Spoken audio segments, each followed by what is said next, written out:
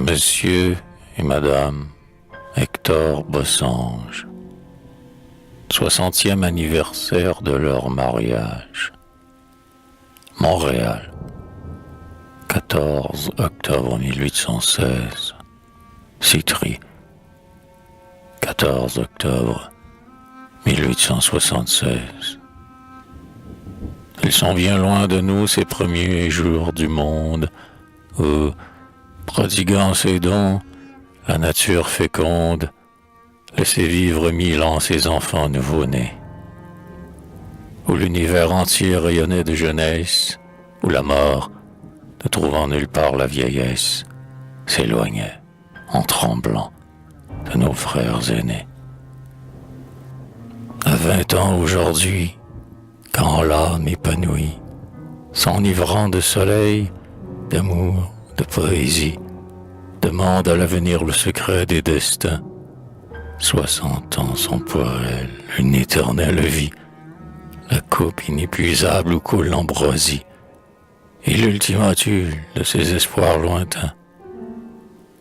Comme pour ces époux dont les livres bibliques nous racontent l'histoire et les vertus antiques, ces 60 ans, pour vous, n'ont commencé qu'au jour où, sur les bords heureux de la Nouvelle-France, de vos cœurs de 20 ans couronnant la constance, vous avez vu l'hymen consacrer votre amour.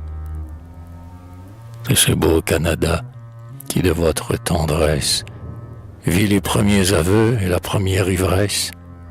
Vous avez conservé le souvenir charmant, et vous voyez souvent sa douce image en rêve, en lui disant adieu de sa puissante sève. Vous avez emporté quelque chose en partant. Quand de vos premiers jours, plus d'un ami fidèle, que l'ange de la mort a touché de son aile, s'en est allé dormir le sommeil éternel, vous demeurez debout, pareil à ces grands chênes, ces magnifiques rois de nos forêts lointaines, qui semblent à nos yeux les colonnes du ciel. Comme ils sont bien remplis ces nobles 12 lustres, le travail incessant, les amitiés illustres, qui, dès vos premiers pas, vous ont tendu les mains, les voyages nombreux au bord du nouveau monde, où vous alliez porter la semence féconde de cet esprit français, le charmeur des humains. Tant de bienfaits discrets semés sur votre trace, ces enfants bien-aimés, l'honneur de votre race, de porter votre nom à juste titre fier, et vos écrits où brille une attique élégance. Pour chanter dignement une telle existence, il faudrait un poème, et non pas quelques vers. Ainsi, poursuivant votre course, sans redouter les noirs automnes, vous irez boire à cette source où buvaient nos premiers parents. Et, du temps reculant les bornes, vous laisserez couler les ans, en repoussant les hivers mornes, pour ne cueillir que les printemps. Sur la montagne séculaire que fouleront vos pieds vaillants, de la couronne centenaire, vous ornerez vos cheveux blancs.